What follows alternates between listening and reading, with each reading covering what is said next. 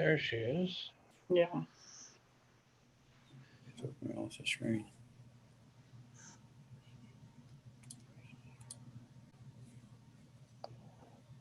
If we get any more people on here, we won't be able to see the pictures. 2 episodes of Hollywood Squares. Julia, did you start the stream? It doesn't look like it's. It looks like you can hit play now. Oh, yep, you're good. We're all set. All right, and Cindy is signed in. Okay, so I don't know. I don't think we've ever done a special meeting. I think, do we still have Cindy call the meeting to order? Yes.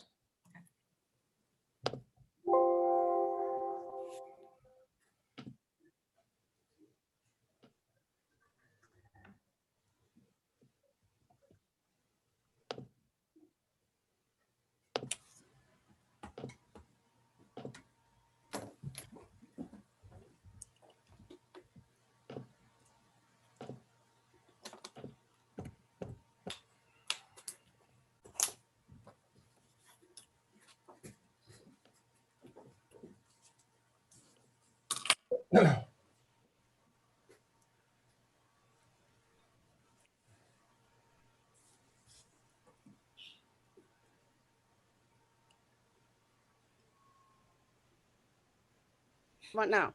Can you hear? Can you call the meeting to order? Sure. Sorry, just getting things going. Yes, did you take attendance for us, Julia? Yes, I did. I have attendance and recorded, and we have everyone's name on a screen for people to view. Okay. Do we have a quorum in case we need one? Yes, we do. Okay, thank you. Oh, officially calling this meeting to order. Oh, Russ. Hi. Hello. Yeah. Oh, okay. We got Russ in, all right? And, oh, Bob's here too. All right, excellent. So, I'm concerned about what our topic is. Anytime you say the elms, it's going to be a little scary right now. Should we start off with Dan? Or? Yeah, I guess we could start there. That's why we're all here. First, thanks everybody for coming tonight, taking the time out to come and listen to what we're looking to put into place. As most of you know, over the last 8-10 years, the situation with the oak trees on West 3rd Street hasn't gotten any better. And with the last storm that we just had on the 15th of last month, it took down 2 more trees on us on West 3rd. I'm starting to feel like it's Groundhog's Day up there on me. The last 3 that have come down in that same fashion, they're mirrored images of each other with the way the roots are structured now in the bigger ones of the remaining oaks. Based on that, along with some other health conditions of trees that we had scheduled for removal this year anyways, we've made the decision, I've made the decision that it is time for us to unfortunately remove the 43 remaining oak trees on West 3rd Street here in town. We've got 17 of them on the south side of the street and another 26 on the north side. Last year, we started out removing just 4 of the trees and ended up going with 7, the way conditions had went and what we were seeing when we started doing just some trimming. As most of you know, we've treated them over the years. We've tried to give them every boost and advantage that we can. And I can make the trees grow green leaves and keep them growing, but I cannot make 100-year-old oak trees have roots that will sustain them any longer. As a precaution to public safety, I see them as now a liability, unfortunately, and a big hazard that we need to address sooner than later. We will start doing removals on Monday of next week and continue on until we get through them all. Over the past 2 weeks since the storm, I've been reaching out to the residents on West 3rd Street.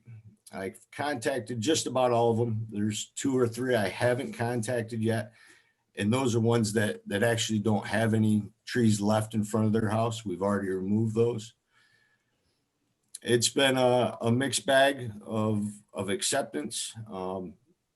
Some people are upset about it. I don't know many that aren't going to be, but they're understanding of what is going on and what we're dealing with up there. As we've done with the previous removals, we are going to look at repurposing and using any wood that is going to be possible out of the trees. With that being said, I've reached out to a couple big wood carvers that can maybe create something artistic for us to go on the Riverwalk. The Fenton Mansion has come to mind. You know, maybe some other areas, JCC. I had spoke with the tree committee briefly down there today as well. And look at doing things like that. We'll have some more boards made up to fix park benches, replace park benches, build planter boxes, numerous other things that we can use them for. I've also reached out to a couple local photographers to go out and take some pictures for us. One of the girls I talked to today that lives on 3rd Street, she actually has 3 of the trees basically in front of her house. She told me that she does drawings and some paintings herself and actually just sold a picture that she had drew of one of the oak trees. So I told her I might have to commandeer her to draw a picture or 2 for us. So we're reaching out to local artists, any interested woodworkers. You know, if there's anything they'd like to carve out of it or make out of it, whether it be plaques or picture frames, maybe to hold some of the drawings and photos that we get, anything of that nature. And I'm open to any suggestions and ideas at this point. The process of removal is it's not gonna be pretty. And it wouldn't be if we handled it normally. I'm looking at taking on this task a little bit different than what we've done in the past and a little bit different than how we do our normal removals. Because we want to utilize the wood, we might be looking at going in and just cutting the tops out of most of these trees. That way we can make them a little bit safer at a quicker pace and then still be able to go back and harvest all the wood at one time. The stump grindings will take place again in the spring as normal. And also as part of this process, we have foregone any tree planting for this fall. Mother Nature was putting a wrench in those works anyways with the white stuff out there right now and the way the weather's been. But we will look at continuing our planting in the springtime. I have 2 or 3 select ones we'll do this fall. We'll still do this winter. We'll still do an Arbor Day celebration next week on the 10th. And I'll send out information on that one to everybody. But as far as the majority of our tree planting, we won't undertake that till next spring. We've got close to 400 trees sitting in the farm right now. So that'll be a couple weeks worth of work when we get to that point for us. Replanting 3rd Street. We have been really fortunate to have the Chautauqua Region Community Foundation right here for us. And once again, they have agreed to step up and fund any tree planting projects that we are looking to do on West 3rd Street. I haven't come up with a set plan yet. My thoughts were going into this planting season was I was going to plant some American elms at Lynn's Funeral Home where we removed some of the oaks previously. And we'll continue that kind of theme through there with different things. We still have oak trees.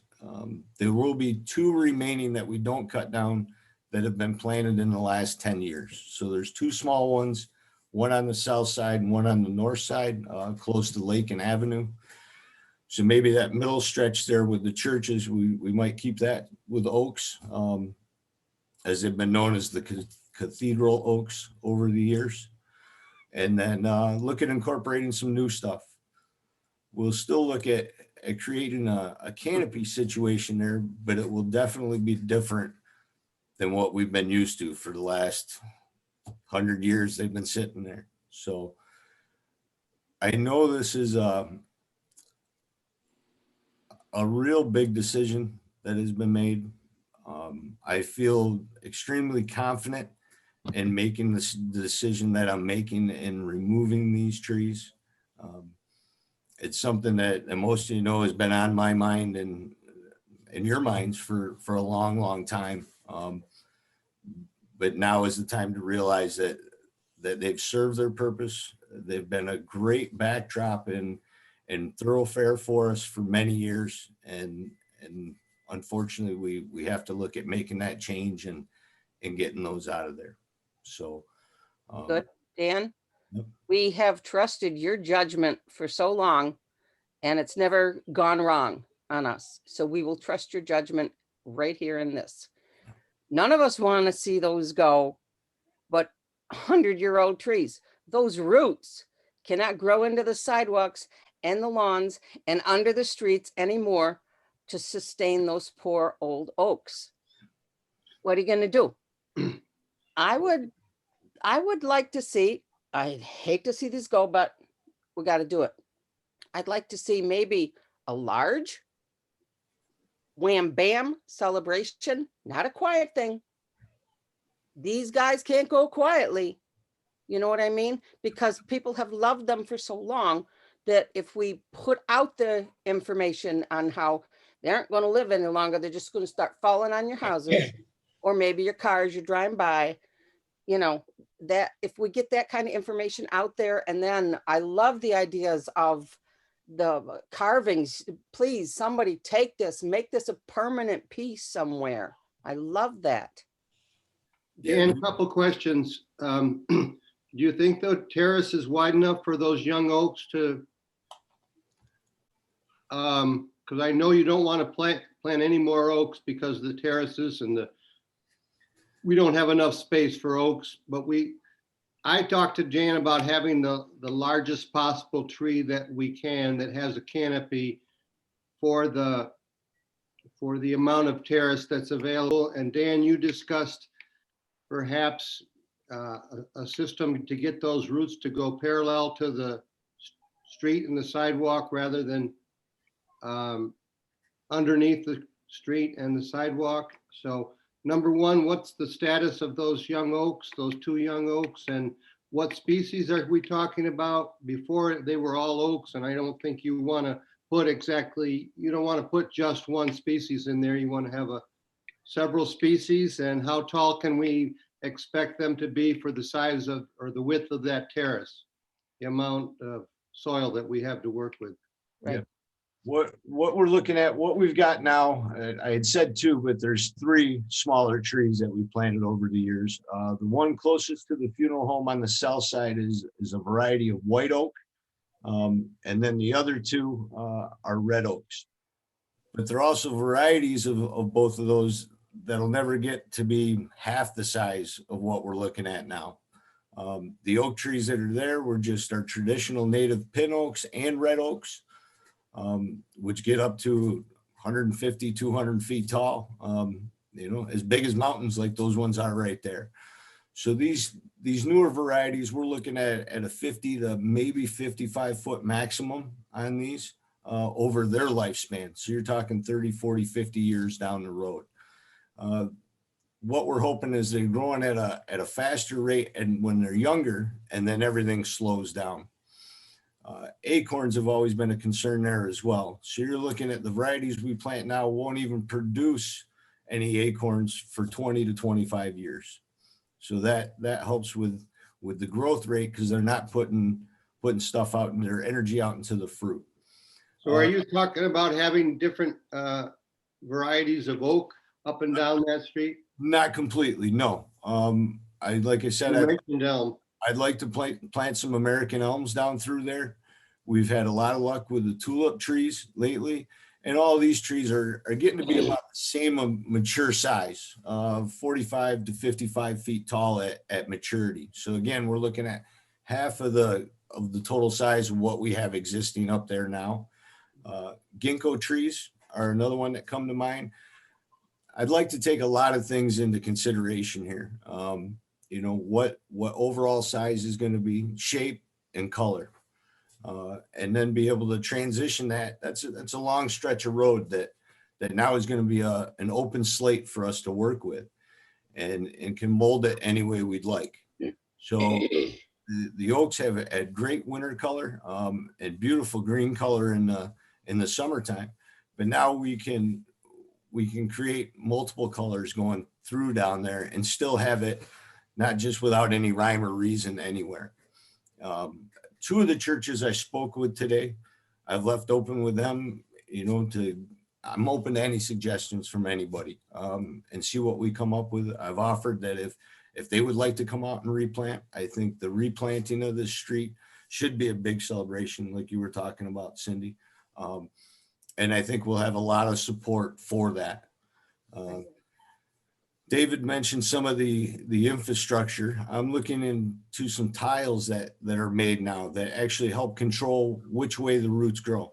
And it's a matter of us excavating maybe a little bit differently than what we would normal. And we'd run these parallel down into the ground, hopefully avoiding any utilities. You know, we know the gas line on the south side has been moved back considerably for us, so that's less of a concern.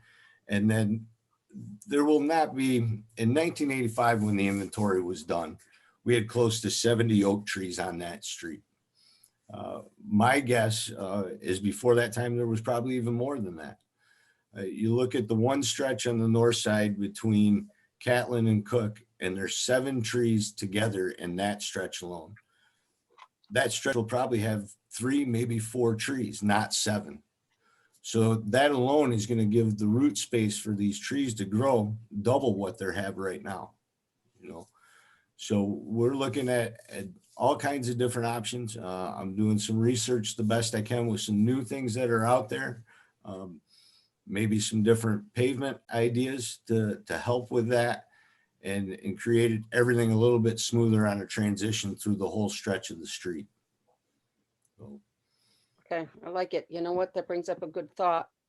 If we can get some history as far back as we can go, you know, and like I'm saying, got to do it big. You got to do it big and public, and lots of history. We got to have people doing archives. Yep.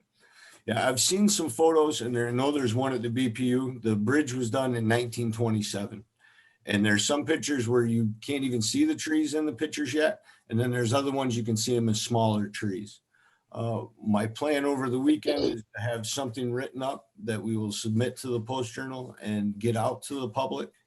And then Monday night, I'll go and talk to City Council and let them know what we're looking at doing as well. And then we'll plan accordingly as we go, and get our business taken care of.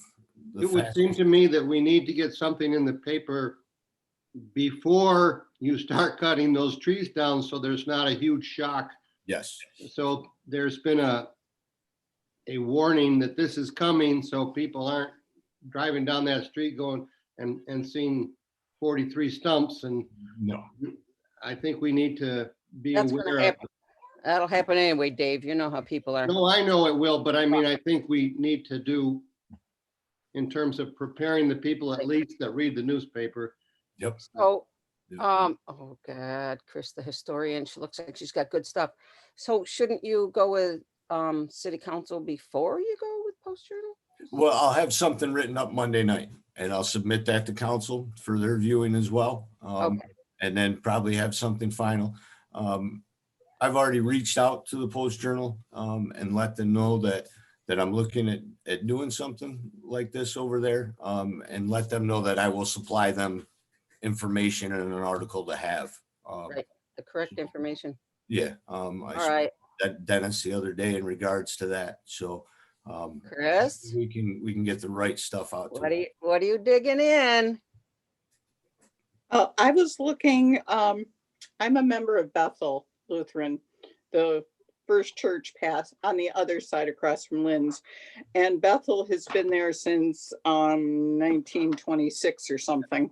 Yeah. So anyways, so I was looking at some of the stuff and it had the architect's original picture, but I was looking to see if there was a photograph and there wasn't, to see if it showed pictures. So I was thinking the history aspect, but I'm sure somebody can come up with some of that sort of thing. I spoke with somebody at the church today, Chris. Mhm. I think it's the lady who maybe lives in the house that the church has right there on it. Oh, yeah, it's Donna. Yep. Yes. And gave her my information, you know, and we had talked actually for quite a while about it. 'Cause like I said, that there's 7 of them right in front of the church there. Yeah. And asked her if anybody had any photos or info in regards to that or prior to that, you know, if she could share that Yeah. with me, that'd be great. So I'm sure There's you'll. There's a picture here with no trees in it, and it seems to be a picture. It doesn't say that it's a Artist but those rendering, tre- yeah, it doesn't say artist rendering with this one, you know, and it, photograph. yeah. There's also an artist rendering or architect's rendering was what I was saying. There's the little house next door thing. So, and but this was the architect rendering. So that's not Okay. much help at this point, but that's what I was looking for. That's okay. Keep digging. Yeah. And those ones there are actually probably some of the smallest ones on the street. So it could have been, those were planted even after the fact. Yeah. Diameter wise, they're probably half the size of some of the Some bigger. of those, yes. And I have to say that the last few times I've driven down the street, because I do this automatically. When I drive down the street, I check the front of the church because I work there to make sure the doors are locked, that there's nobody skateboarding on the steps. You know, it's just one of those things. And so when I've driven down the street the last couple times, I've looked at the trees and thought, what's going to come down next and when's it going to come down? And I haven't even really felt safe since that last storm driving down that street. And it's a horrible way to feel about it. So Yeah, I those. understand Yeah. why you've made the decision. Yes, it's And time. does this require a vote from city council or is this just a? No, I want to give everybody the information before we do it, you know, Thank you. because of what it is and where it's at. When I spoke with John, Jeff and Eddie last week about it, I told them I'd need to come and talk to the Parks Commission first, and then go to city council with it. Do you need a recommendation from us or how we all feel about it or? Not really. I know how you feel about it, you know, and it's the same way I do. I know you've been listening to me for the last 15 years, go on about these things. So I felt it a need on my part, on our part, to share the information with you guys of what we were looking to do. Definitely, definitely. what was Thank going you on. very much. Jeff, Jeff, what do you Jeff think? Lehman, can you think of any public works projects that if we get beautiful trees going 10 or 15 years down the road and we've got to get in there and do some infrastructure work, is that going to negatively impact our efforts or? I don't think so. Like Dan said, they've already moved the gas line. That's probably the biggest item and obviously, you know, I mean, you're gonna have water and sewer laterals, house laterals that'll be being replaced, but that shouldn't be a problem. Be easier with these new trees. How about phone lines, electric lines? No, there's Be nothing. better. Yeah, there's nothing underground up there as far as that goes that's really in our way. A little bit closer to Halleck, but then it carries out into the road. So it's actually underneath the surface of the road for most of it. And now we got the advantage of knowing where the lateral utilities are going to be, where the gas and the water are going to each individual house when we mark them for new planting sites anyways. So that'll help to balance what we've got going on. The other issue is, you know, for the last few years, when I've tried replacing these trees, they just don't make it. There's not enough sunlight. So Health wise, the trees on the south side were really starting to fade anyways. We had taken 5 of the 7 we took last year were on the south side, and 4 or 5 of the ones I was looking at this winter were again going to be on the south side. So it was going to be off balance. And then as you've heard me say over the years, once we take one out, well, now that changes the effect of the weather and everything else on the other ones, especially when they've been right next door to each other for 100 years. So when we take all those trees down, the shade isn't going to be a problem anymore, right, for the new trees. Yep. And do you foresee the timeline here is those stumps are going to come out in May or June, and then do we plant then, or do we plant all those new trees we're talking about next fall? What I'll do is after the first of the year, start having conversations with our nurseries that we purchase trees from and see what they have available. I'm not just going to buy something to throw it in a hole right now. You know, I figure this gives me gives us a couple months to figure out what we really want to see there. I know there's people that would like to have some input on it. And that's fantastic. The more, the better. And then I want to make sure we're able to get exactly what we want to get. So I'd love to say, yeah, I'm going to plant 40 trees in the spring, but that spring might extend to June or July or something like that. If we get a spring, Yeah. Jeff, that can happen. I just got a text from someone asking if there's a chance of any extensive road work along that stretch while we're doing the trees. Does it need it? Is anything planned? Just got repaved. Yeah, there's nothing scheduled. Right, it's in fairly decent shape right now. Yeah, it's been all the handicap entranceways on the sidewalks have all been replaced. That was undertaken in the summer. So that's another advantage. We've got some smooth areas all through there already, and they're looking good. So we'll make improvements as we can and get everything replanted and make it a new thoroughfare for the city. There you go. That should Make sure answer you the get all question. your details in, Dan. Yep. Everything. We can't plant new stuff now. It won't grow. The big oaks are still covering their sunshine, all that stuff. Yep. Okay, sorry, John. Oh, wait. No. Are you okay? I figured if we got the text, I may as well ask the question if they didn't know. So I'm good. Okay, what's your opinion, John? I know how this deeply hurts Dan and the rest of the Parks Department and the rest of the city. We love our trees here. And I think it's not only the number of trees that we have that makes us a tree city, USA, but the quality of the trees and the care that we give to our trees. So, Dan, I feel your pain. And God bless you for having to make those decisions and doing them. But Yep, it came on your watch, Dan. Sorry. Yeah. I always knew in the back of my mind it probably was going to. I was just hoping it was farther down the road, like everybody always does. You know, but now is the time, is what it comes down to. So, Okay. John Williams, Yes, any opinions, or you're just doing what your boss says? I disagree fully with Dan. They have to go. We've seen a lot of root problems over there, so he's doing the right thing. Yeah. Get this over with. All right, Jen. which She's one? muted. Unmute, Jen. There you go. Jen, Yeah. opinion. I know Dan wouldn't take him down if he didn't have to. You're It's right. heartbreaking, but I think it has to happen, unfortunately. Sorry, Dan. Another generation will be able to see those trees grow and provide the scenery that these have for the last 100 years. So Right. It's true. Adam, unmute.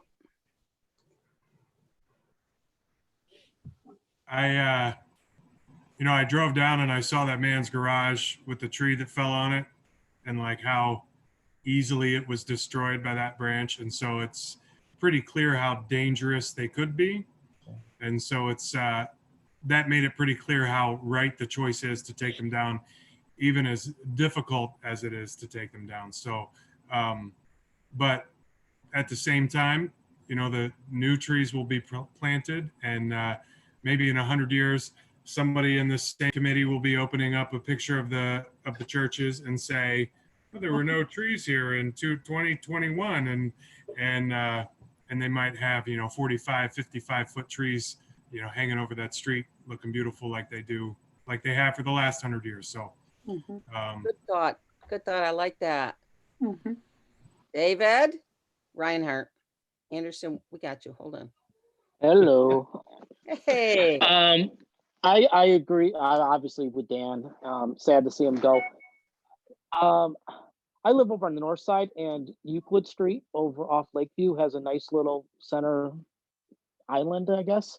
Would there any chance to, that's a wide street, to maybe put something in there? Maybe any of the carvings or things that you're looking to repurpose the wood with? Is that something maybe down the road, Jeff, that a project that we could do? Yeah, I mean, I think Dan mentioned that we're exploring those kind of ideas and we're open to listen to people's thoughts. So Yeah, sure. good idea. Let's start a list. We'll put Dave's name on the front, on the top. Bob?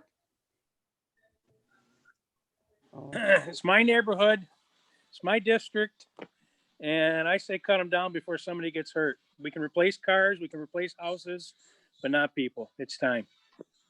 cool. Very good. And the pièce de résistance. Russell? Yeah, I have very, very strong confidence what Dave's doing and the indication of what needs to be done and the schedule that he's got in mind. So I think it's going to be very comfortable and very safe for everybody involved. Very good. If it makes anybody feel any better, we've got Hazeltine over at Purcell, Hazeltine Avenue, and down Delaware. We've got some big, beautiful red oaks they're going to be growing up, and they're not on the terrace. They've got all kinds of room to grow. They're properly spaced, and they've got tremendous room for their roots to grow, and those are going to be huge someday. So we've got some places in the city where we can do this kind of thing that we're not encumbered by narrow terraces. That's good. That's a good footnote. We could put that in with, you know, some kind of story. Another thing that'll be happening down the road is kind of transferring that thoroughfare up to Baker Street in front of Bergman Park, an area there where we're wide open along the fence that now has hawthorn trees that have been there for a long time, and we've had to remove a few of those over the years. So a thought has been to kind of transfer the 3rd Street oaks up to Baker Street, where they have room to grow and to be big trees and carry on and kind of serve as a symbol of what West 3rd was. Help me again. You said transfer. Just theoretically, you know, just speaking. Okay. Like, that's what me and Dave did when we did the work at Purcell School. We took the idea of West 3rd Street and incorporated that up into Delaware and Hazeltine. okay. We wanted to create a canopy covered street and a bigger tree street, and had room there to do. We have that same open situation along the front of one of our parks where we can look at replicating what 3rd Street was. That's a great idea. So That goes in the story. Dan, Dave you've had or Dan. Russ again. You've had pretty good luck. There's been pretty good luck with the pin oaks that the Sertoma Club provided for us to plant in Bergman Park along the park roads. That's still a pretty nice operation. It's fantastic. All the way around the ball field in the back, and then heading down to the back road towards Orr Street. Yeah, we've got some really nice oaks up in there. Actually, we started trimming some this fall. We were able to get out and start doing some early work and did some work on some of those. Hopefully we can get back to finishing, trimming up some of those and keep those going for a long time as well. And the park system itself is probably something to look at if you want to keep some kind of species of the various different trees. So many of these trees are, they should be planted in the middle of the forest and not on in the middle of the highway. And maybe those kind of trees could be put and highlighted in our various parks areas. Actually, up in Allen Park, we had just removed a bunch of the spruce trees that were lining the road and kind of a backdrop of the park itself. We received a grant worth $727 from the New York State Urban Forestry Council, which we will plant 4 new trees there to start something like that right there, Russ. I've ordered some sweet gums and some bigger sugar maples to start that process. We'll plant those trees this spring right up there in Allen Park, and maybe even find room for a sassafras or 2 up there. Oh, well, 1 or 2. And that side, that could probably be the Hoisington plot there. We're looking to tie that in. Yep. Just fill it full of sassafras. Oh, no personal notes there, huh, Russ? Yes. All right, everyone had an opinion, we voiced. Now, were we not having another topic, or is this the only topic? There was, we alluded to something in the email. Julia, is this all we want to talk about? Dan, is this all we're talking about tonight? Jeff, is this all we're talking about tonight? It's just gonna go round and round. I see it. As far as I know, this is the only thing on the agenda. Dan?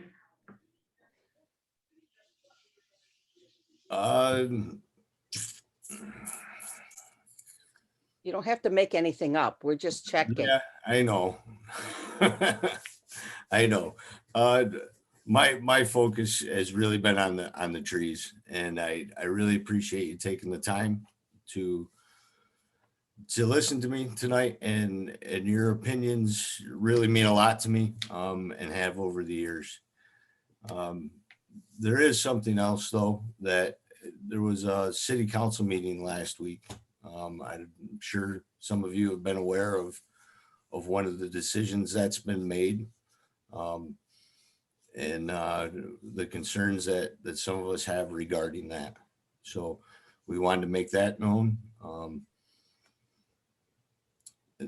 make you aware of what they're looking at doing and what is proposed to happen. So Can you give us a recap? What are you referring, Dan? they're looking at removing the recreation coordinator position out of next year's budget, is what was voted on Monday night by city council.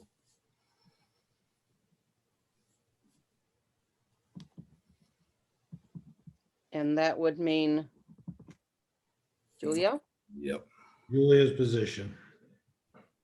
And does that leave Julia with any other position? Is she still with the Parks Department? Not at this time, no. It was a surprise to us, I think all of us, Monday night. Is there any way we can help with that? We're an advisory body, correct, Julia? We don't.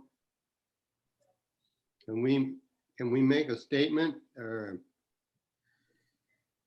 to council that we object or oppose? You can always make a statement and it will be passed along. We citizens, we pay taxes.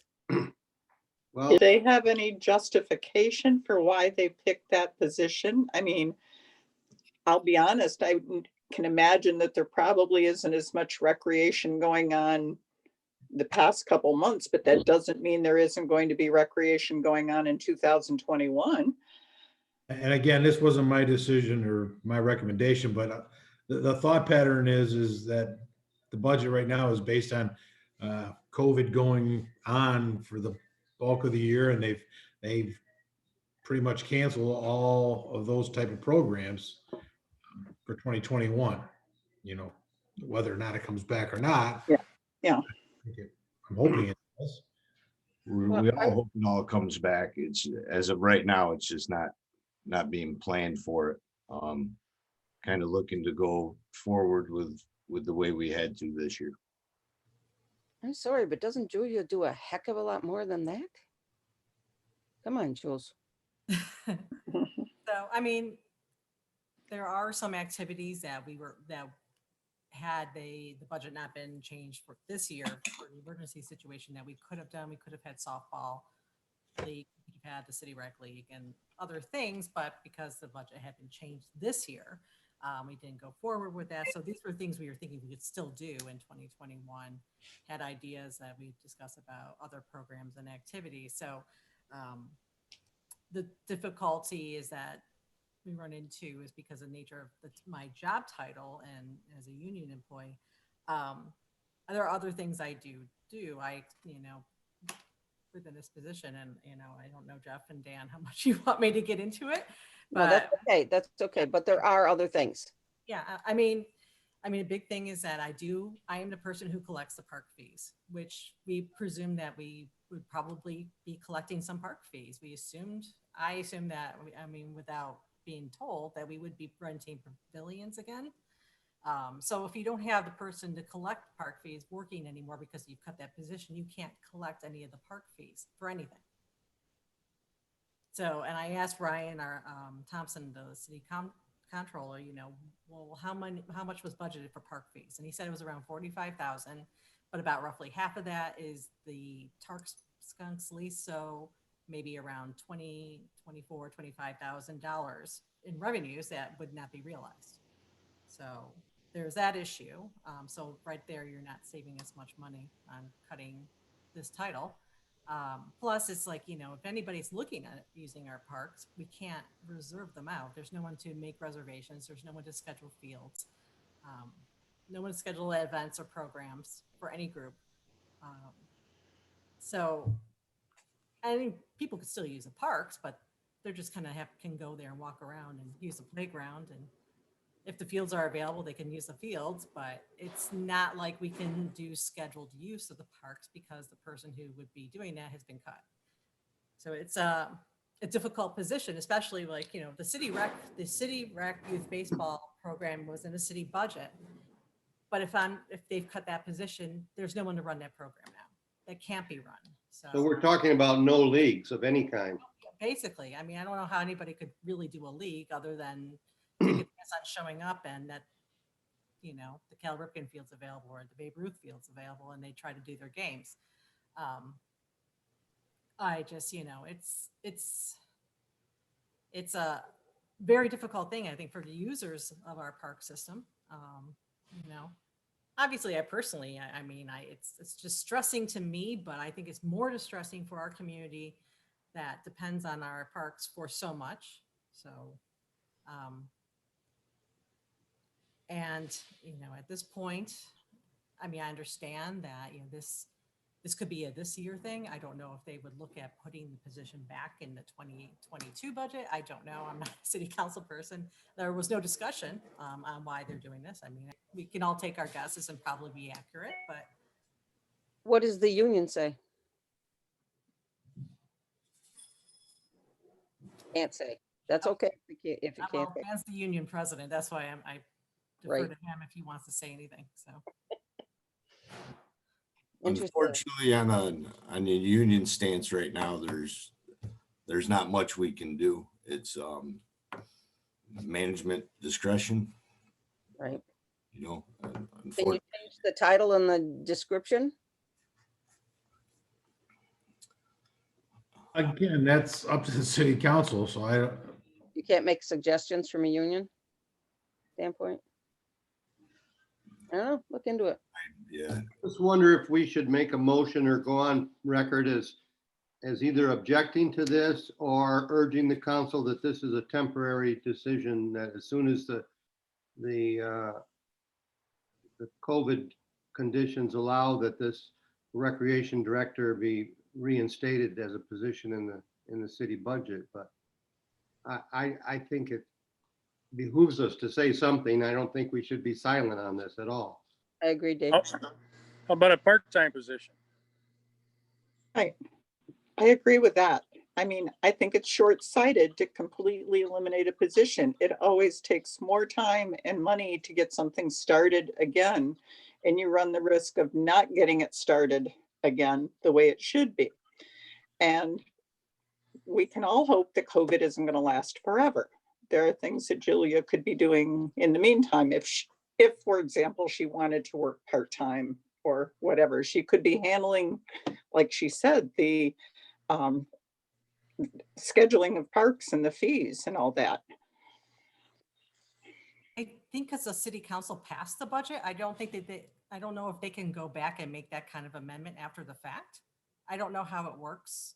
And I don't know if Jeff has any background knowledge on that in terms of once they've passed the budget, this is this, and it basically, this is what goes into effect unless the mayor has any vetoes, and then they can come back and override vetoes. But I don't think they can, I don't know what the rules are at this point. I don't know that they can go back and make another budget amendment like that. I honestly don't know. So. Yeah.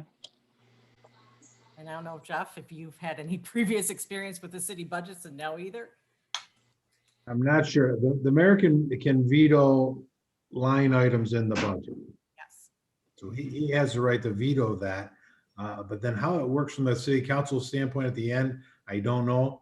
I guess my recommendation is, if from the sound of what the group is saying here tonight, the commission is saying, you know, we forward a letter to Jen to be read into the minutes at the next work session, voicing your thoughts and opinions. Yes, please. And I mean, if that comes from Cindy, probably, I would guess, right? Right, right. Cindy, can you write something up and send it to Jen that to the effect that we would urge the council to consider a part-time position and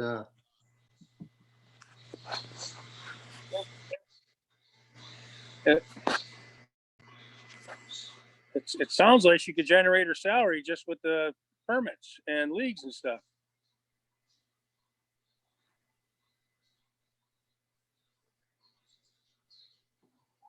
Okay.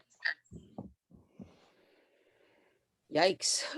and Cindy, that we urge that this is a temporary decision, that as soon as there's a vaccine available and the medical professionals have said it's safe to have leagues again, that we reinstate this position as quickly as possible. Okay. Is everybody else? Already could have leaks. That's the problem. We already can safely have outdoor leaks. So that I wouldn't put that in there because Okay. the vaccine is being distributed this month. So Julia, Russ Dietrich. Is yes. there any thought or any indication, we don't know exactly what's going to happen in the schools, but the summer playground program has been such an important part of the quality of the life here in our community. Are we going to alert the schools that there will be not a playground program? And maybe if the schools are back to somewhat normal, they may take that upon themselves. But I just see it's pretty hard to have the summer continue to go by without a opportunity of the playground program in the city of Jamestown. The summer playground program wasn't funded in the budget. It's not in the budget. It's not in the budget. And have somebody in the city family, have they indicated that to the school system so they know, and all of the parents of the children are, attached to school? So we probably should alert them that there will be no city support for the program. But what plans and what thoughts, what they have as a school system. Right. The school district has had their own summer program the last several years. So I think that's the direction the school was leaning in. I don't know that. I think that they prefer to be the only game in town, last I checked. Mhm. So I know that the county also does not have funding from the state to support summer programs either. So as well as losing the money from the city side, is that with it not being in the budget, we were going to lose the money from the county, which comes from New York State, that would help fund the program. So the only funder we would have had left was Community Foundation, and I could understand if they would be reluctant to fund a program that no one else was supporting. So we were thinking that we were going to see if anything was coming out from the Ralph C. Wilson Jr. Foundation, because they did do something this last summer, but they did it late in July, which would have been too late for us for a playground program. But if they offered something earlier, it was something we were going to try to hope, to look at to do. So it's kind of like it's the story with everything. Everything's a little bit wait and see. So, but if this position doesn't exist, it doesn't matter. It's a moot point. So, yeah, it's like, so there's things that we were going to try to look at doing, just like even though the Easter egg hunt theoretically wasn't going to be able to happen in its normal form because we assumed we weren't going to be able to gather in hundreds of people, we still were going to do some sort of Easter scavenger hunt. So that didn't have big gatherings and it took place over a longer time period. So we had started looking at alternate things we could do.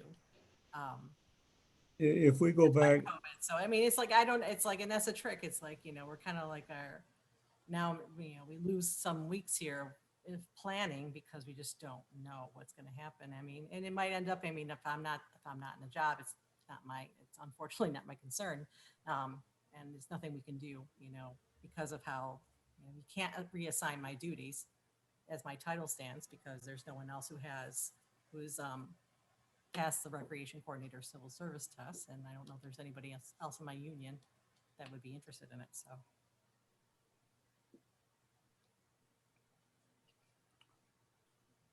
well, if we go back far enough in time, there was a time when the school board, through their taxation of their program, financially supported the playground program and other various parts of the recreation activities. But that stopped several years ago. Yeah, I don't think that's been the case for more than several decades. So.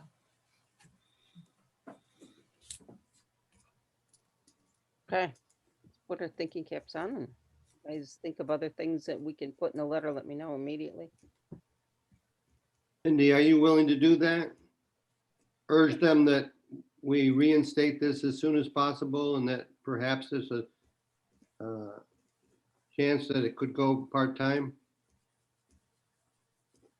And you'd send that to Jen? Yep. Jennifer? Yeah. Dan, do you know, can they do that under our contract? I don't know. I'm sure there's some concessions that could be made. If the conversation was brought up, we'd definitely entertain something. I think at this point, you just want to make your point to the council. Right. And then the council can figure out what they can legally do, work with the union, that type of thing. I don't think we need to have a detailed plan on how to make it work. Okay. Did anybody reach out and ask for any community input, any taxpayer input about not having these programs for the kids and for the senior citizens and everybody of every age? I don't remember hearing about a public hearing or asking for opinions as to what they're going to do. It came as a shock, just like all at once. Or did I miss something? Miss anything? No. I'm blind,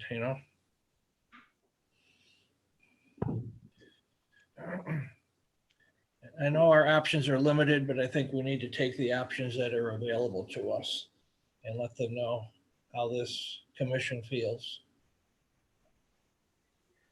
Cindy, if you draft that letter, the council meets Monday night. We have a work session scheduled. Monday is the last day for the mayor to notify council of any veto items that he's considering.